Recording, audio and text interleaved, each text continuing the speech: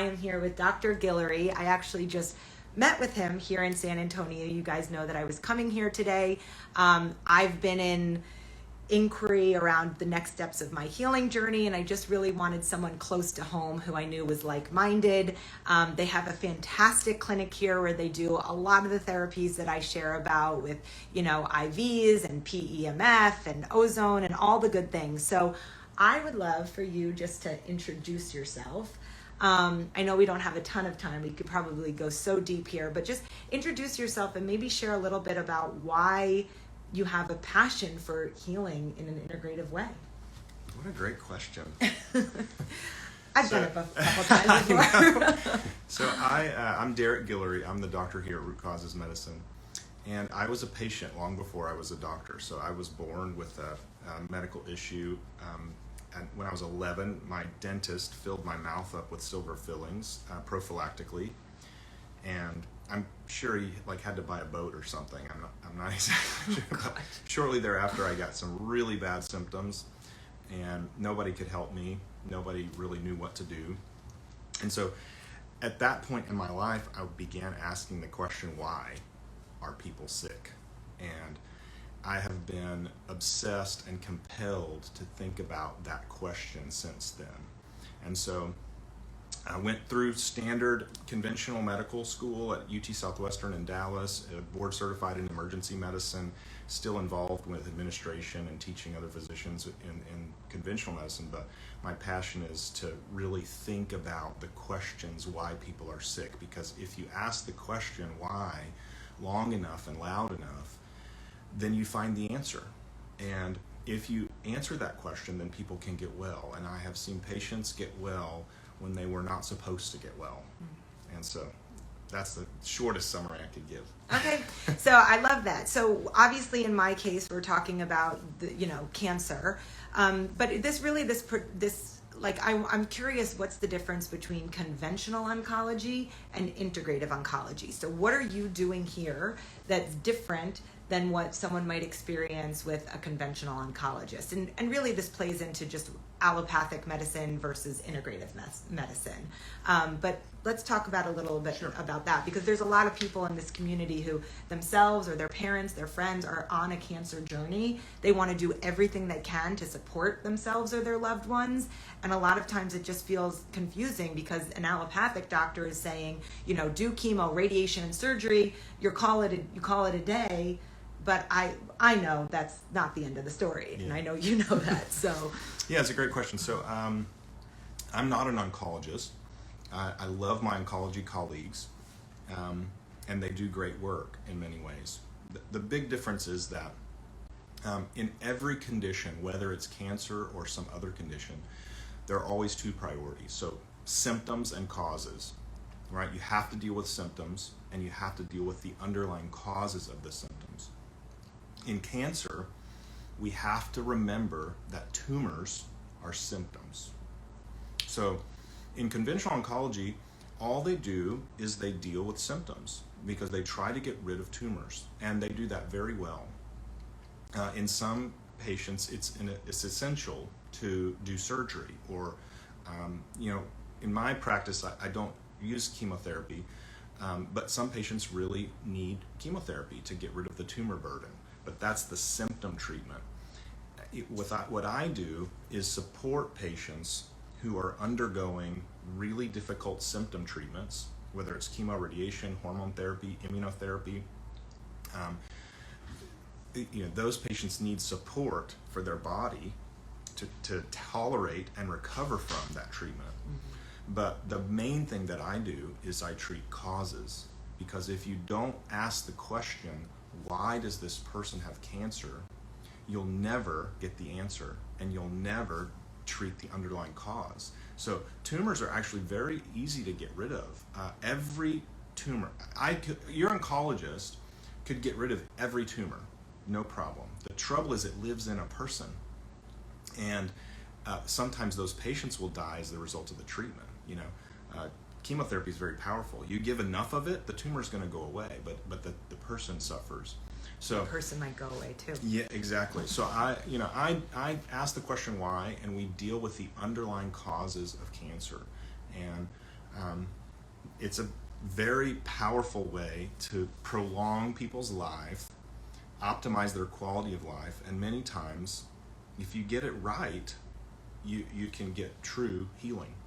Well, and I think that's why in so many cases, just from me talking to patients over the 3 years that I've been in healing, it's why people aren't getting true healing with just chemo, radiation, and surgery, because they're dealing with the symptoms and they're not dealing with the underlying cause. So like, to me, that's so exciting because it empowers the patient to say like, oh wait, now there's something that I can do, and not just say like, here doc, like cut me, slice me, burn me, do all the things. Oh wait, now there are things that I can do every day, you know, part of my routine and my habits that are going to help me feel better, live longer, shine brighter.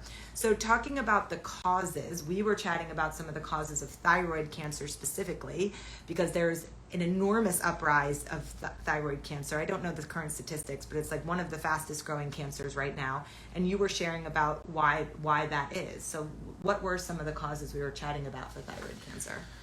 So this is my general paradigm for all illness, actually, is, in my opinion, it's life-changing. It's what helped me. It helps me manage, because I'm a patient still. We're all patients. It's just a matter of, you know, where along the spectrum. So only 2 causes for all disease: deficiency and toxicity. So deficiency is that word that describes everything your body needs that it doesn't have, and toxicity is everything your body has that it doesn't need.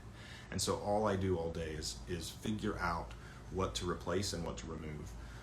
In thyroid cancer specifically, inflammatory triggers, so inflammatory toxicity, environmental toxicity are the 2 big drivers, and immune dysregulation, which is so immune deficiency, right? So your immune system can't find and get rid of the cancer cells. Immune dysregulation deficiency, which is, in my opinion, a belief system primarily caused by nutritional deficiency and environmental toxicity. So we know this. You know, what's the cure for when patients are exposed to like a Chernobyl or a Fukushima incident, right?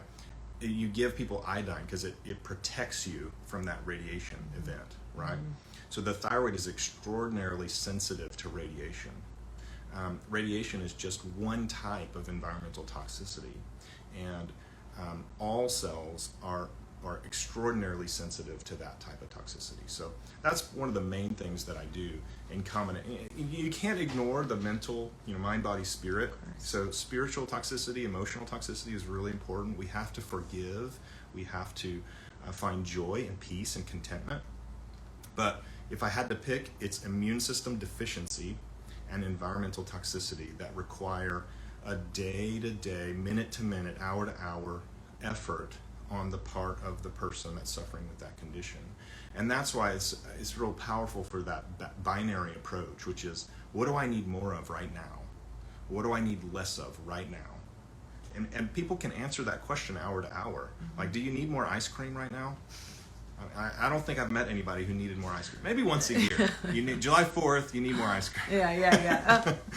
Ice cream. Yeah. So one of the things that we were chatting about from there then, with the environmental toxins and the inflammation being at the root cause. And speaking about radiation, you know, I had that accident in college. I knocked my teeth out and had an enormous amount of radiation over my thyroid, and then had an incredible inflammatory infection from that. So we're talking about radiation and inflammation right there, my journey, right? We understand why Carly was diagnosed with thyroid cancer. So now we know, so now we're addressing the causes. But you spoke so much about detoxification. We're detoxing. Detox is like my favorite word and what I've given my life to. Mine too. So talk to me a little bit about what that means when you say detox. Like, what are some actual tangible practices that you like for detoxification? So real simple, 4 ways that we detox. 5 ways for pregnant women or breastfeeding women. But okay. We breathe, right? We sweat, we pee, and we poop. So we maximize those pathways of detoxification. The primary way we detoxify is through the liver and into the stool. So here we talk a lot about bowel movements. You know, I have some of my pediatric patients call me the poop doctor because I'm a huge fan of coffee enemas, colonics. I like the poop doctor. That's good. That's right. So we do colon hydrotherapy here in my office. We are always talking about maximizing, effective bowel movement. So anybody who tells you going once every 3 days or so is enough is just incorrect. So you have to go, ideally in my world, twice or 3 times per day. Soft, easygoing stool, and binding up the toxins in the stool with clay, charcoal, plant fiber. Sometimes we have to use prescription agents, but you want to keep that toxic load in the toilet, not in your tissue. So the binders are really key. People need to sweat at least 4 days a week, either exercise or sauna, preferably both, and stay really hydrated with adequate mineral intake. And those are the things that you can do at home. In the office, it's IVs, it's sauna, it's colon hydrotherapy. Love it. So you can ask yourself, did I poop and did I sweat today? And that would be a good initial gauge as to where you are on your detoxification journey. So you kind of segued into this a little bit, but we're at Root Causes Medicine in San Antonio. I drove here from Austin because I wanted to I came as a patient, just saying like, here's my story, here's who I am, like, what do you got, doc? So, and I was like, hey, do you want to do a live and share? Because I want to pour into this community everything that I learn and get this message out of healing as far and wide as I can. So share a little bit more about what you do here. I know that you do work with cancer patients, but you were saying you work as a functional medicine doctor across the board for everyone, whether it's anything from acne, eczema, IBS to autoimmune and cancer. So Let's hear a little bit about the clinic. Well, so the causes of disease are the same. So the things that are causing eczema and asthma in children are causing thyroid disease in their 20s and cancer in the 30s and 40s and dementia in the 50s, 60s, and 70s, right? And so I am trying to reinvent medicine, actually, top to bottom. So the first step is clinics, communities where we're building an ecosystem that has the broadest possible base to address the underlying causes of disease. And so we talk a lot about food. We have nutritionists on staff.